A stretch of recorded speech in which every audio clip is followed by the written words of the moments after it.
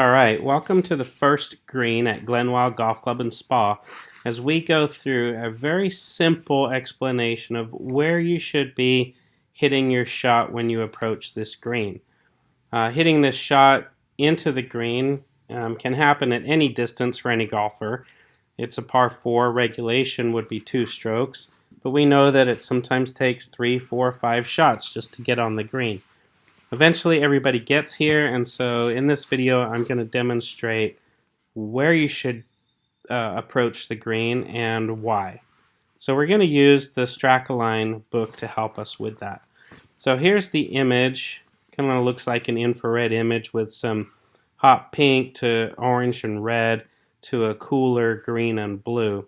And if you've seen in my other videos, you'll understand that the lighter colors down here in the bottom of the grid are blues and greens. Those are lower percentages of slope, so flatter sections, going into the orange and red section, which is medium.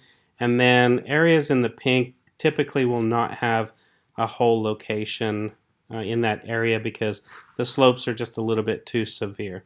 So what I'm going to do is just simply use some lines to divide the green and to help you to determine where really is the single most simple location to come into this green. This box here that I've created shows us a 20 by 20 yard square. Okay, so now we're dealing with 60 feet. The reason why we're at 60 feet is because that's essentially double what the best player in the world averages. Last year, 2019, Corey Connors had the best proximity to hole total of any shots that were hit in as classified as approach shots, and he was at approximately 28 feet on his approach shots in 2019. So just to be conservative, we're essentially doubling his miss hit, and we're going to closer to 60 feet, which in this case is 20 yards by 20 yards. So let's say, for example, this is you, the golfer. How do we figure out where to hit? Well, as we look at the green from above, we can assume that somewhere in this area will be a hole location. Somewhere in the front right will also be a hole location. And then somewhere in the front left green area will also be a hole location. We can also assume that this back left section near the bunker, there won't be any holes located in that area. And if you know this green well, you'll remember that there's a huge slope back in here, and it's really not conducive to putting a hole back there at all. So if we then use these black lines and cut the green in half, left to right, and then cut it in half again, top to bottom, we're able to identify that we essentially have 3 usable quadrants. Okay, so we have a back right quadrant back here, we have a front right quadrant, and we have a front left quadrant. And these 3 quadrants are the locations where it is most reasonable to see a hole located on the first green.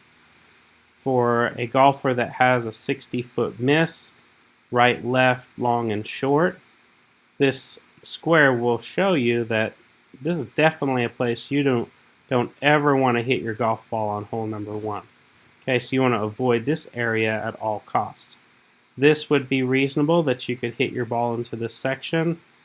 Same thing on the front right section and on the front left section.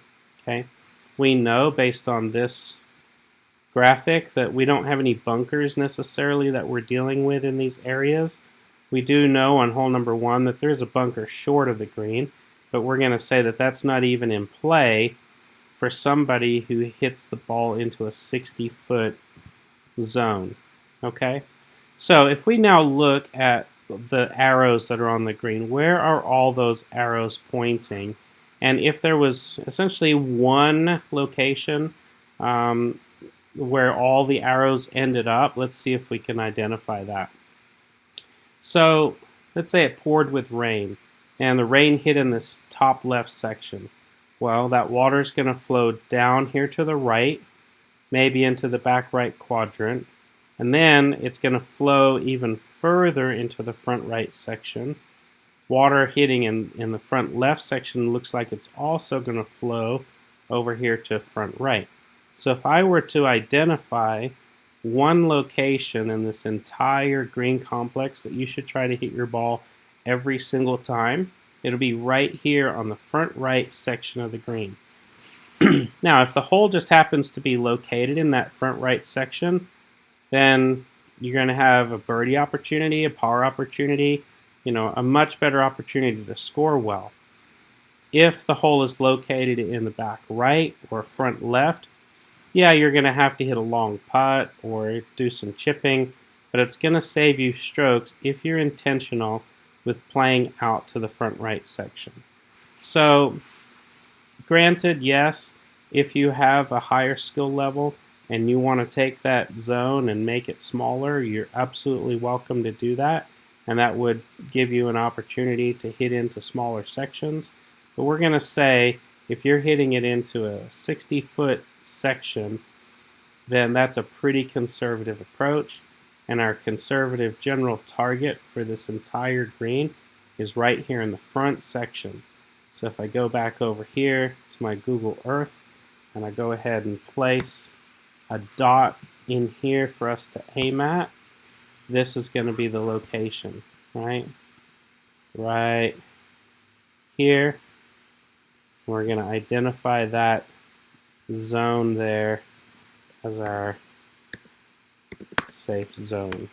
Okay, so next time you're playing in here to hole number 1, if you're in doubt as to where you should hit your ball in order to score your best, it's right here in the front right section of the green. So hopefully this helps you to score better on hole number 1. I'll see you in the next video.